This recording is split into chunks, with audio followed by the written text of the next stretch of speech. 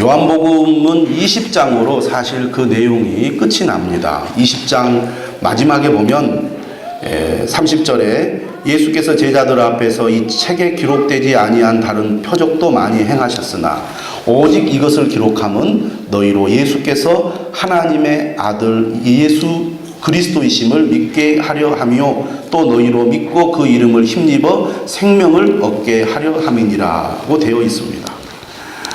오늘 21장은 요한복음의 부록에 해당한다고 하겠습니다.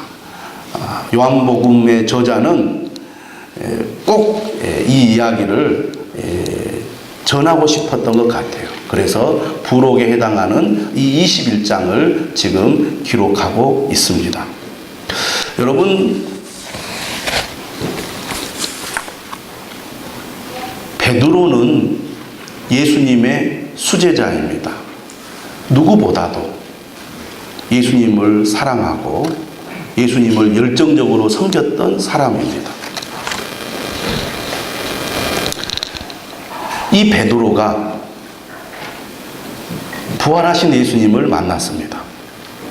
요한복음만 보면 두 번이나 예수님께서 제자들을 찾아오셔서 예수님께서 부활하셨음을 너무나 분명하게 보여주셨습니다. 그리고 부활하신 예수님을 보고 기뻐했다고 되어 있습니다. 베드로처럼 예수님을 열정적으로 믿고 따랐던 사람이라면 부활하신 예수님을 만난 이후에 누구보다도 더 열심히 이제는 내가 예수님을 잘 믿겠습니다. 잘 따르겠습니다. 어떤 일이 있어도 예수님을 떠나지 않겠습니다. 그래야 맞을 것 같은데 21장의 말씀을 살펴보면 좀 의아한 측면이 있습니다. 베드로가 다시 과거에 했던 고기잡이 하는 일로 돌아가는 그런 내용을 다루고 있기 때문입니다. 왜 믿음 좋은 베드로 그리고 예수님의 부활을 목격했던 베드로가 다시 옛날로 돌아가서 나는 물고기 잡으러 가겠노라고 그렇게 했을까? 그리고 밤새 물고기를 잡는 그런 행동을 해야만 했을까 하는 생각을 우리가 21장을 읽으면서 하게 됩니다. 여러분 같으면 어떻게 하셨겠습니까? 여러분도 베드로처럼 부활하신 예수님을 만나고 난 다음에 나는 물고기나 잡으러 가야겠다. 그렇게 여러분들도 얘기하면서 그런 행동을 하시겠습니까? 아니면 나는 어떤 일이 있어도 이제는 예수님을 떠나지 않고 예수님을 잘 믿고 예수님을 잘 따르겠습니다 라고 여러분들이 고백하고 행동하시겠습니까? 베드로가 왜 이런 행동을 했을까? 우리가 말씀을 읽으면서 생각을 하게 됩니다. 여러분, 우리가 잘 알다시피 베드로는 예수님의 수제자죠. 베드로는 제자들 가운데 지도자에 해당한다고 하겠습니다. 12명의 제자가 있었지만 그 중에 예수님은 베드로와 야고보, 요한을 더 특별하게 여기셔서 특별한 일을 행할 때나 특별한 장소에 데리고 가실 때 이 3명의 제자들만 따로 데리고 갔습니다. 뿐만 아니라 그 중에서도 역시 베드로는 제일 첫 번째 제자입니다. 오늘 21장 이 이야기를 우리가 살펴보면 베드로가 나 물고기 잡으러 갈래 라고 얘기했을 때 6명의 제자들이 베드로를 따랐습니다. 그만큼 베드로가 제자들 가운데서 차지하는 위치가 특별했다는 겁니다. 그런 베드로가 나 물고기 잡으러 갈래 라고 했던 그 이유가 어디에 있었을까라는 것을 우리는 21장 말씀을 통해서 생각을 하게 되죠. 베드로는 어떤 사람입니까? 성격이 좀 다혈질적인 사람입니다. 그렇게 성격이 다혈질적이다 보니까 예수님을 따르는데도 매우 적극적이었습니다. 예수님이 부르셨을 때 배를 버려두고 주님을 따랐습니다. 사람이 평생 해왔던 자기의 직업, 자기의 어떤 환경을 단칼에 베어버리고 뒤돌아서는 일은 쉬운 일이 아닙니다. 물론 예수님께서 부르셨기 때문에 그랬겠지라고 생각할 수 있겠지만 사실 예수님을 따르던 무리들 중에 예수님이 부르셨을 때 부모님 핑계를 대고 또 자기가 하던 일을 핑계 대면서 예수님을 따르는 일을 주저했던 사람들을 우리가 기억하고 있습니다. 베드로가 그렇게 결단할 수 있었던 것은 그만큼 베드로라는 사람이 성격이 매우 열정적이고 결단력이 있는 사람이라는 것을 우리가 알게 됩니다. 예수님께서 그렇게 말씀하셨죠. 너희들이 나를 버릴 것이다. 그때 베드로가 한 얘기를 여러분 잘 아시죠? 다 버릴지언정 나는 버리지 않겠습니다. 주님과 함께 내가 죽겠습니다. 그렇게 큰 소리 쳤던 사람이에요. 그런 베드로가 실제로 사람들이 예수님을 붙잡으러 왔을 때 칼을 쥐고 있다가 대제사장의 종 말고의 귀를 자르기까지 합니다. 말로만 나는 주님과 함께 하겠습니다라고 했던 베드로가 아니라 행동으로까지 보여줬던 사람이에요. 그러나 예수님이 제지시키죠. 그리고 제자들이 다 도망갔을 때 베드로는 사실 도망가지 않았습니다. 물론 물러났다가 예수님이 붙잡혀갈 때 예수님을 뒤따라갔어요. 그리고 예수님께서 대제사장의 집에 들어가서 신문을 받을 때도 뒤에 서서 예수님이 어떻게 되는지 지켜보기까지 했습니다. 최소한의 의리를 지켰던 사람이 베드로예요. 다른 제자들과 달랐습니다. 그런데 베드로는 결정적인 순간에 예수님을 3번 부인을 하게 됩니다. 절대로 내가 부인하지 않겠습니다. 주님을 버리지 않겠습니다라고 큰 소리 쳤는데 막상 실제로 그 일에 부딪히다 보니까 예수님을 3번이나 부인해 버렸어요. 달기 우니까 그때야 예수님 말씀대로 내가 정말 예수님을 부인했구나라는 것을 깨닫게 돼요. 요한복음은 그렇게 기록하고 있지 않지만 공관복음서를 보면 베드로가 나가서 통곡을 했다고 되어 있습니다. 아마 베드로가 왜 통곡을 했을까요? 자신에 대한 실망이 가장 크지 않았을까 싶어요. 내가 예수님 앞에서 그렇게 큰 소리 쳤고 다른 제자들 앞에서 그렇게 큰 소리 쳤는데 예수님은 나를 너무나 잘 알고 계셨구나. 나의 중심을 너무나 잘 알고 계셨구나. 나도 나를 잘 몰랐네. 그러나 예수님은 나를 너무나 잘 알고 계셨어. 예수님을 부인할 것을 베드로 자신은 몰랐지만 예수님은 알고 있었구나 라는 그 사실을 깨닫고 난 뒤에 베드로가 얼마나 자괴감을 느꼈을까요? 나 같은 사람이 예수님의 제자가 될 자격이 어디 있겠어? 나는 정말 제자가 될 자격도 없고 더더욱 나는 예수님의 수제자로서의 자격이 없는 사람이야 라는 생각을 했을 거예요. 그리고 예수님이 처참하게 십자가에 못 박혀 죽었을 때 정말 가슴이 찢어지는 아픔을 느꼈을 겁니다. 예수님이 죽어가는데도 제자라는 사람이, 그것도 수제자라는 사람이 누구보다 성격도 급하고 열정적이던 내가 아무 힘도 써보지 못하고 다른 제자들 앞에서 이렇게 무기력한 모습을 보이다니 정말 나는 형편없는 사람이야 라는 생각을 했을 것 같아요. 그런데 예수님이 부활하셨잖아요. 그리고 부활의 소식을 마리아를 통해서 듣게 됩니다. 그러면서도 여전히 확신을 하지 못하고 있을 때 예수님이 직접 나타나셔서 내가 진짜 부활했다라고 예수님께서 직접 말씀하셨을 때 겉으로는 기뻐했지만 속으로는 정말 숨고 싶었을 거예요. 낯을 들 수가 없어요. 오히려 부활하신 예수님을 만나고 난 이후에 베드로는 더 혼란이 생겼던 것 같습니다. 예수님께서 분명히 말씀하셨음에도 불구하고 내가 그동안 예수님의 말씀을 깨닫지도 못했고 믿지도 못했구나. 그런 내가 무슨 제자의 자격이 있겠어? 2번이나 예수님께서 나타나셔서 너희에게 평강이 있을지어다. 내가 진짜 부활했다. 내 손을 보고 내 옆구리에 창자국을 봐라. 예수님이 그렇게 확인시켜 주었음에도 불구하고 베드로의 마음은 더 복잡하기만 했던 것 같아요. 진짜 나는 예수님의 제자가 될 자격이 없어. 나는 아니야. 내가 뭘 하겠어. 이런 혼란 속에서 과거에 했던 물고기 잡이가 그의 마음에 평정심과 안정을 줄 것 같다는 생각이 들었을지 몰라요. 여러분, 요즘 사람들도 힘들고 막 머리가 복잡하면 낚시하러 가잖아요. 낚시하면은 그냥 잡념이 다 없어지고 마음이 평안해진다고 하지 않습니까? 베드로도 마음이 너무 복잡하고 머리가 복잡하니까 옛날에 했던 고기잡이를 하면은 조금 마음이 평안해지면서 자신 안에 일어나는 그런 열등감, 또 자기를 향한 막 이런 자기 학대, 이런 갈등들이 조금 잠잠해지기를 그가 기대했는지 모릅니다. 그래서 나는 물고기 잡으러 가야 되겠다. 부활하신 예수님 만나 뵐 면목이 없다.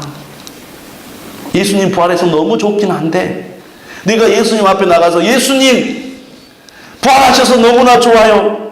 나 이제 예수님 잘 믿겠습니다. 예수님을 위해서 내 삶을 온전히 바치겠습니다. 이제는 그런 말할 염치가 없다. 나는 물고기나 잡으러 가야지. 나 같은 사람이 큰 소리만 쳤지 막상 주님이 붙잡혀갈 때 얼마나 내가 형편없는 이 행동을 했느냐. 아마 그렇게 하면서 더 기운이 쭉 빠지고 의기소침해졌던 것 같아요. 그래서 물고기를 잡으러 갑니다. 그런데요, 밤새 7명의 제자들과 함께 고기를 잡는데 고기가 잡힙니까? 주님을 떠나서 뭔가 좀 마음의 평안을 찾으려고 했지만 마음의 평안이 옵니까? 그가 예수님을 처음 만났을 때와 똑같이 밤새 고기를 잡아도 고기 한 마리를 못 잡는 거예요. 아마 고기 잡으면서 그런 생각했을지 모릅니다. 그럼 그렇지.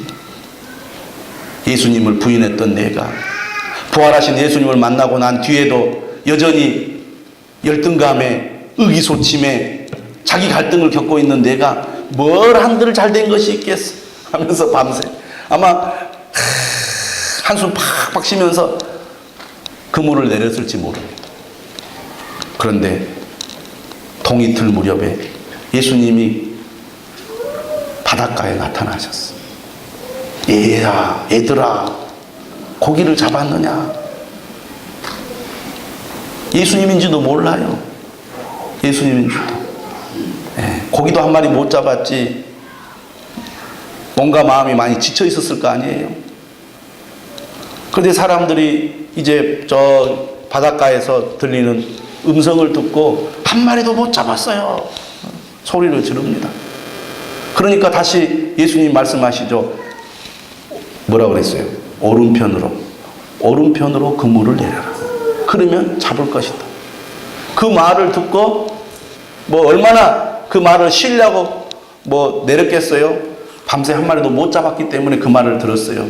믿져야 본전이다 하고 오른편으로 탁 그물을 내렸는데 놀랍게도 그 그물에 고기가 들어오는데 그물을 들 수 없을 정도로 많은 고기가 잡히는 겁니다.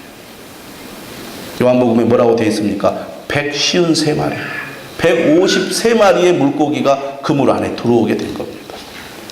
그랬을 때 함께 있었던 예수님의 사랑하는 제자 요한이 예수님이다라는 것을 깨달아요. 예수님이라는 것. 그리고 베드로에게 주님이십니다라고 알려줍니다. 그 말을 들은 베드로가 반사적으로 겉옷을 벗었는데 겉옷을 두르고 바다로 뛰어내립니다. 디베랴 호수, 갈릴리 바다죠. 그런데 거리가 한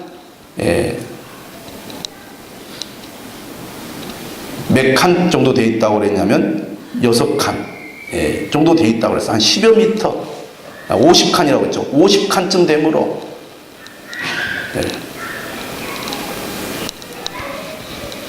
한 100여 미터 정도, 그 정도 떨어져 있었는데 베드로가 막 뛰어내려서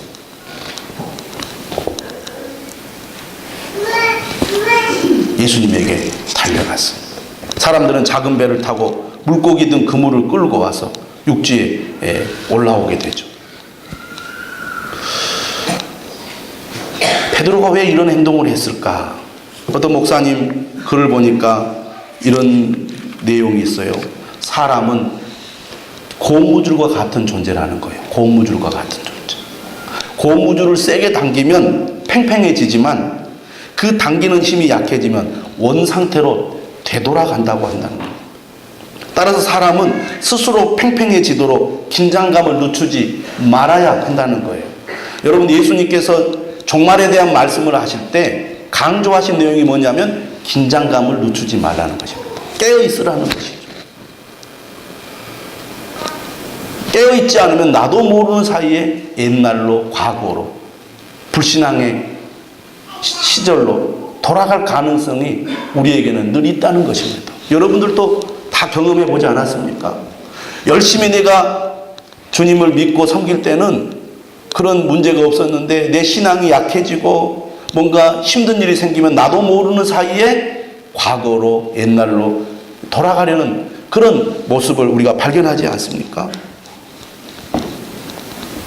지금 베드로도 이런 혼란스러운 상황 속에서 열등감을 가지고 자기 갈등을 느끼면서 옛날의 습관이나 옛날의 성격으로 되돌아가려는 그런 지금 모습을 보이고 있었던 것입니다. 만약 이대로 내버려 뒀더라면 아마 베드로는 영영 주님을 멀리하면서 스스로 자신을 학대하면서 나 같은 사람이 무슨 예수님 믿을 자격이 있겠어 하고 갈릴리에서 물고기나 잡으면서 여생을 보냈을지 모릅니다. 그런데요, 예수님은 어떤 분이십니까? 예수님은 자기 사람들을 사랑하시되 끝까지 사랑하신다고 요한복음 13장 1절에 말씀하고 있지 않습니까? 제자 베드로가 낙심하여 좌절한 가운데 살아가는 것을 주님은 그냥 내버려 둘 수가 없었어요. 그래서 제자들을 찾아오셨죠. 베드로를 찾아오셨습니다. 좌절과 낙심 가운데 머물러 있지 않고 다시 일어나 본래의 사명을 감당하기를 원하셨다는 것입니다. 할렐루야. 주님은 우리가 믿음을 잃어버리고 믿음이 약해져서 무기력하게 살아가기를 원하지 않는다는 것을 믿으시기를 바랍니다. 우리가 신앙생활 하다 보면 때로는 나도 모르는 사이에 어떤 충격적인 경험과 또 여러 가지 상처받는 그런 삶 속에서 신앙이 약해질 수가 있어요. 그래서 과거로 돌아가려는 그런 모습을 보일 때가 있고 또 실제로 그렇게 과거로 돌아가는 사람들이 있습니다. 믿음이 약해지면 한없이 주님으로부터 멀어집니다. 그렇게 열심히 예배하고 그렇게 열심히 찬양했던 사람이 아니 나 교회 안 갈래, 나 예배 드리지 않을래, 앞으로 당분간은 내가 좀 교회를 좀 쉴 거야 하면서 교회를 멀리하는 그런 경우들이 얼마나 많은지 모릅니다. 그러나 주님은 우리가 그런 상태에 머물러 있는 것을 원하지 않는다는 거예요. 그래서 예수님께서는 제자들을 찾아오셨어요. 베드로를 찾아오셨어요. 베드로가 회복되기를 원하셨다는 거예요.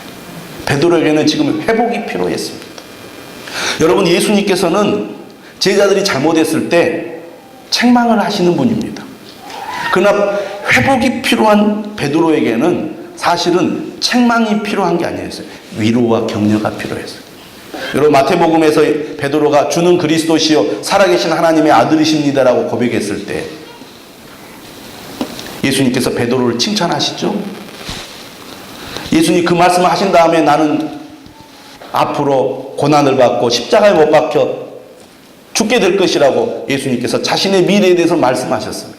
이때 베드로가 그러면 안 됩니다 주님 하고 가로막아요. 그때 예수님이 뭐라고 말합니까? 사탄아 물러가라 그랬어요. 네가 하나님의 일을 생각하지 아니하고 사람의 일을 생각하는도다라고 베드로를 제자들 앞에서 강하게 사탄아 물러가라 책망했던 예수님이. 그런데 오늘 요한복음 21장에서는 예수님께서 베드로를 책망하지 않습니다. 베드로와 제자들이 밤새 고기 한 마리 못 잡고 지쳐서 밤을 새우고 물가로 올라왔을 때 예수님은 뭘 하고 계셨습니까? 제자들을 위해서 아침밥을 준비하셨어요. 예수님께서 직접 아침밥을 준비한 그 이야기는 여기밖에 없습니다. 예수님이 불을 피워서 고기를 굽고 또 떡을 구워서 제자들에게 음식을 준비해가지고 올라오니까 봐라, 내 말 들으니까 얼마나 고기 잘 잡혔냐 라고 했다든지, 이놈들 내가 부활했는데도 너희들 정신 못 차리고 이렇게 고기나 잡으러 오면 되겠느냐고, 이렇게 예수님이 책망하지 않고 다른 말씀 안 하시고 무슨 말씀 하시냐면 와서 얼른 아침밥 먹어라. 사랑하는 어머니가 밤새 수고한 자녀에게, 밤새 그냥 쓸데없는 일하고 날쌘 자녀에게 얼른 나와서 밥 먹어라 하는 그런 어머니처럼 아무 잔소리 하지 않고 밥을 먹으라고 예수님 말씀하셨어요. 그저 그들의 실수와 잘못을 책망하고 들춰내기보다는 감춰주고 덮어주고 그저 예수님 따독거리는 그런 일만 하신 거예요. 다른 건 하지 않으세요. 밥만 먹으라고 하셨어요.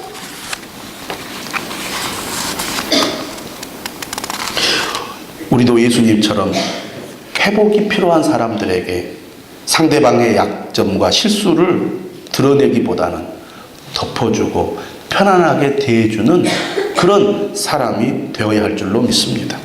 음식을 권하고 따뜻한 마음으로 감싸주는 것이 회복에는 매우 중요한 방법이라고 할 수 있겠습니다. 과거의 실수나 허물에서 벗어나 주님께서 주시는 위로와 격려로 다시 일어설 때 믿음을 지키고 사명을 감당할 수 있기 때문입니다. 그리고 나서 예수님께서는 드디어 베드로에게 하고 싶은 말씀을 시작하십니다. 밥을 먹고 이제 배가 좀 부르고 몸이 좀 따뜻해졌을 때 예수님은 하고 싶은 얘기를 하시는 거예요. 그런데 여러분, 예수님께서 베드로에게 질문을 던진 그 배경, 환경을 한번 생각해 보시기 바랍니다. 예수님이 지금 불을 피워놓고 있어요. 밤새 고기를 잡을 때는 잘 몰랐겠지만 아마 이제 고기를 다 잡고 나서 올라왔을 때는 좀 몸이 추웠을 것입니다. 그래서 이 불을 쬐면 따뜻해지지 않았을까요? 그런데 여러분, 베드로가 예수님을 부인하던 그 현장에 불이 있었어요. 요한복음 18장 18절 보면은 불을 피우고 서서 쬐니 베드로도 함께 서서 쬐더라 하는 말씀이 있습니다. 또 18장 25절에도 시몬 베드로가 서서 불을 쬐더니 라는 말씀이 나옵니다. 그러니까 베드로는 불을 보면서, 예수님 앞에서 불을 보면서 어떤 생각을 했을까요? 그래 내가 불을 쬐면서 예수님을 3번이나 부인했지. 아마 그 생각을 했을 것 같아요. 그리고 그 현장에서 예수님께서 베드로에게 3번이나 똑같은 질문을 하십니다. 요한의 아들 시몬아, 네가 이 사람들보다 나를 더 사랑하느냐? 나를 더 사랑하느냐? 그런데 예수님의 그 부르는 호칭을 한번 보십시오. 시몬 베드로라고 부르지 않고 요한의 아들 시몬아 이렇게 부릅니다. 베드로라는 이름은 예수님께서 지어주신 이름입니다. 제자로 부르신 다음에 예수님이 지어주신 이름이에요. 근데 예수님은 시몬 베드로야 이렇게 부르지 않고 요한의 아들 시몬아 이렇게 부르고 있습니다. 왜 그렇게 부르셨을까요? 물론 특별한 의미가 없을 수도 있습니다. 하지만 3번 연속 똑같이 부르셨다는 것은 예수님이 나름대로 의도하는 바가 있는 것 같아요. 어떤 면에서는 개인적이고 친밀한 이름이면서도 한편으로는 베드로가 예수님을 만나기 직전의 그 상태로 예수님은 베드로를 지금 생각나게 하시는 것 같아요. 너가 처음 나를 만났을 때, 나를 만나서 나를 따를 때 그때로 돌아가 보자. 그때 어떤 마음으로 네가 나를 따랐느냐? 배를 버리고 모든 것을 버리고 나를 따를 때 너는 어떤 마음으로 나를 따랐느냐? 그때 너가 어땠느냐라고 예수님께서 베드로로 하여금 생각하게 하신 것 같아요. 밤새 고기를 잡지 못했을 때 예수님께서 그물을 오른편에 던져라. 그래서 고기를 잡았잖아요. 그 사건을 경험하면서도 그때 내가 처음 예수님을 만났을 때 이랬지라고 생각했을 거예요.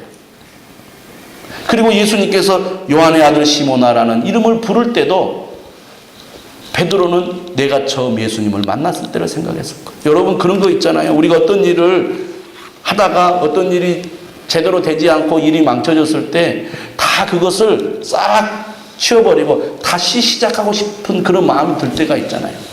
우리는 컴퓨터에서 그런 걸 잘하잖아요. 리셋을 잘하잖아요. 다시 시작하는 거죠.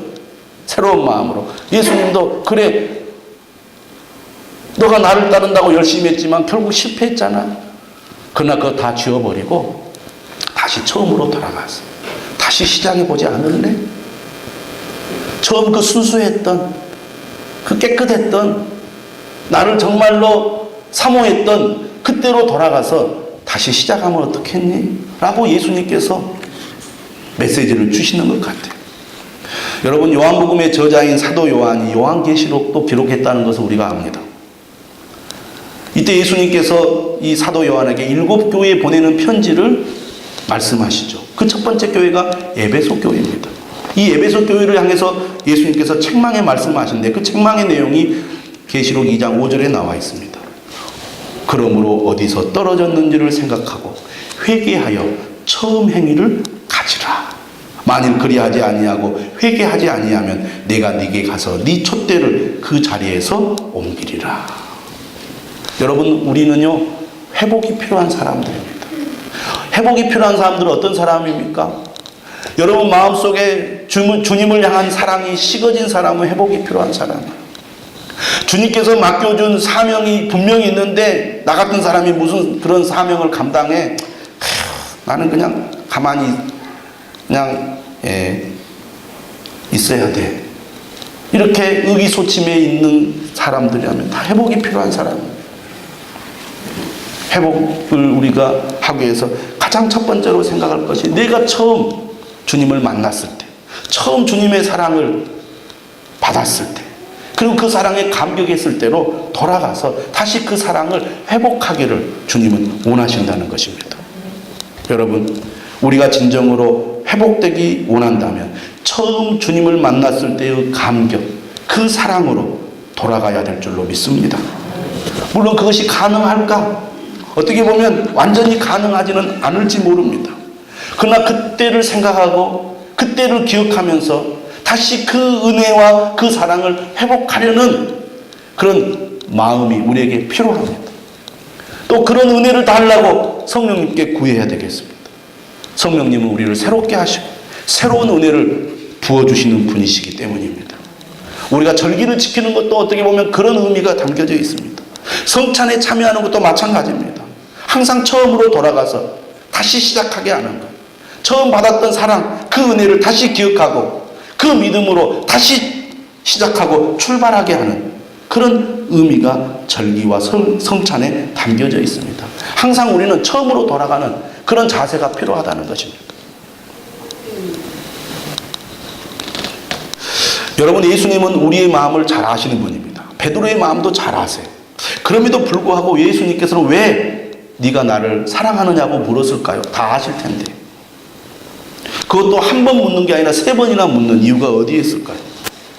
저는 오늘 말씀을 통해서 우리의 신앙생활에 고백이 중요하다는 것을 말씀드리고 싶습니다. 한번 따라서 합시다. 신앙은 고백으로부터 시작된다. 여러분, 고백이 매우 중요하다는 거예요. 그냥 마음으로 믿으면 되지 왜 고백하라고 하실까? 고백을 통해서 믿음이 열리는 것이기 때문입니다. 마태복음 16장 15절에서 예수님께서는 제자들 향해서 너희는 나를 누구라 하느냐고 묻습니다. 물어요. 예수님 마음을 아시잖아요. 저 사람이 진짜 나를 믿는지 아닌지 아시잖아요. 그럼에도 불구하고 예수님은 공개적으로 너희는 나를 누구라 하느냐고 묻습니다. 이때 시몬 베드로가 뭐라고 대답합니까? 주는 그리스도시요 살아계신 하나님의 아들이시니다 라고 고백합니다. 고백을 요구했어요. 그리고 그 고백했을 때 예수님은 바요나 시몬아, 이것을 네게 알게 한 것은 혈육이 아니요 하늘에 계신 내 아버지라고 말씀하셨어요. 로마서 10장 9절과 10절은 우리가 너무나 잘 알고 있는 유명한 구절입니다. 내가 만일 내 입으로 예수를 주로 시인하며 입으로 예수님이 나의 주님이십니다라고 고백하고 시인하는 것 중요하다는 얘기예요. 여러분, 진정으로 우리가 주님을 믿는다면 입으로 여러분의 신앙을 고백하시기를 바랍니다. 주님을 사랑합니다 라고 고백하라는 거예요. 여러분, 이게 아무것도 아닌 것 같지만 하루를 시작하면서 주님 사랑합니다. 예수님은 나의 주님이십니다. 주님 오늘도 나와 함께 하실 줄 믿습니다. 다 아는 거잖아요. 그러나 여러분 그렇게 고백하면서 시작해 보십시오. 여러분 정말 힘듭니까? 마음이 복잡합니까? 머리가 깨질 것 같이 아픕니까? 주님, 내가 주님을 사랑합니다. 주님도 저를 사랑하시지요? 저도 주님을 사랑합니다. 사랑하는 나의 주님, 나를 도와주세요. 나를 만져주세요. 나에게 힘을 주세요. 단순하지만 시시때때로 힘들 때 여러분 한번 입으로 고백해 보시기를 바랍니다. 여러분 잠을 잘 때 주님 오늘도 함께 해주시고 인도해 주셔서 감사합니다. 주님 사랑합니다. 아시지요? 이렇게 여러분들이 고백해 보시기를 저는 권면합니다. 이게 아무것도 아닌 것 같지만 그렇게 여러분이 고백할 때 주님과 나는 연결이 되고 내가 주님 안에 거하게 되고 주님이 내 안에 거하는 것을 느끼게 될 줄로 믿습니다. 회복도 고백으로부터 시작되는 거예요. 정말 내가 지치고 낙심해 있을 때, 실망하고 좌절 가운데 있을 때, 상처받아서 내가 정말 믿어야 될까 말아야 될까 그렇게 갈등하고 있을 때 주님 사랑합니다. 주님 사랑합니다. 이렇게 여러분들이 입으로 고백한다면 고백하는 가운데 여러분도 모르는 사이에 주님을 향한 사랑이 여러분 안으로 밀려 들어올 줄로 믿습니다. 문제는 회복이라는 것이요 단번에 되지 않는다는 겁니다. 과정이 필요합니다. 반복이 필요해요. 시간이 필요한 거예요. 여러분 교회를 나와도 정말 믿음 없이 그저 의무감에 여러분 나온다면 얼마나 안타까운 일입니까? 주님을 믿는 것이 좋고 주님을 따르는 것이 좋고 주님과 함께하는 것이 나는 너무 좋습니다 라는 그런 마음이 없이 우리가 교회에 나와 예배를 드린다면 그거 얼마나 안타까운 일입니까? 주님이 그걸 원하지 않으신다는 걸 여러분은 아셔야 됩니다.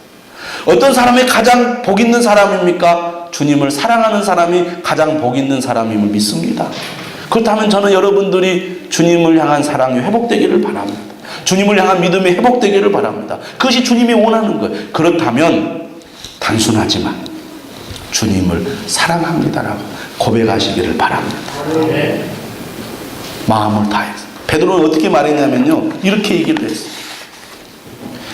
주님, 그러하나이다. 내가 주님을 사랑하는 줄 주님께서 아시나이다. 그러니까 베드로의 고백은 그냥 예수님의 질문에 어쩔 수 없이 대답한 질문이 아니에요. 진실한 마음을 고백하는 겁니다. 왜? 주님이 아시니까. 여러분 마음을 쏟아서 막 이렇게 주님 사랑합니다. 마음을 담아서 그렇게 고백해 보십시오. 나는 주님 사랑하는 마음이 없어요. 그러면요 정말 나 주님 사랑하고 싶습니다. 주님 사랑하는 마음을 주세요 라고 여러분 고백해 보십시오. 그러면 주님을 향한 사랑이 생겨나고 커져가고 풍성해질 줄로 믿습니다.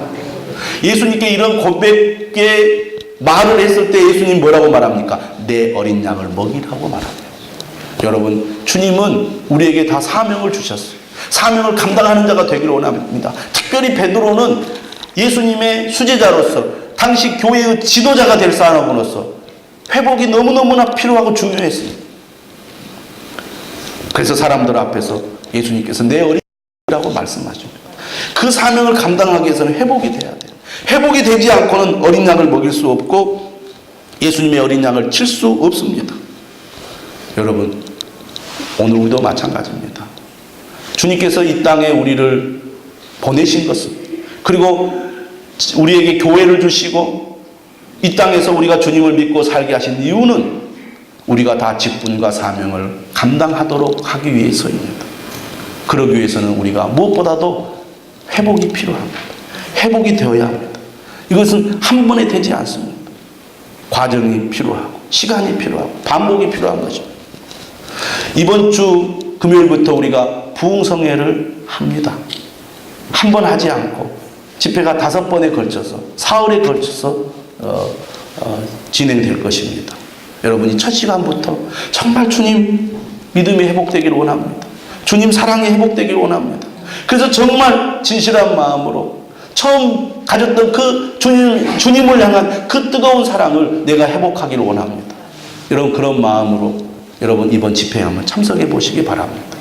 집회가 끝날 때는 여러분의 마음이, 여러분의 믿음이, 주님을 향한 사랑이 많이 회복된 것을 경험하게 될 것입니다. 여러분 회복된다는 게 얼마나 중요한지 모릅니다. 저는 여기 있는 우리 모든 성도들이 주님을 향한 첫사랑, 그 은혜를 회복해서 기쁜 마음으로, 뜨거운 마음으로 주님을 섬기는 믿음의 귀한 자녀들이 될 수 있기를 주님의 이름으로 축원합니다.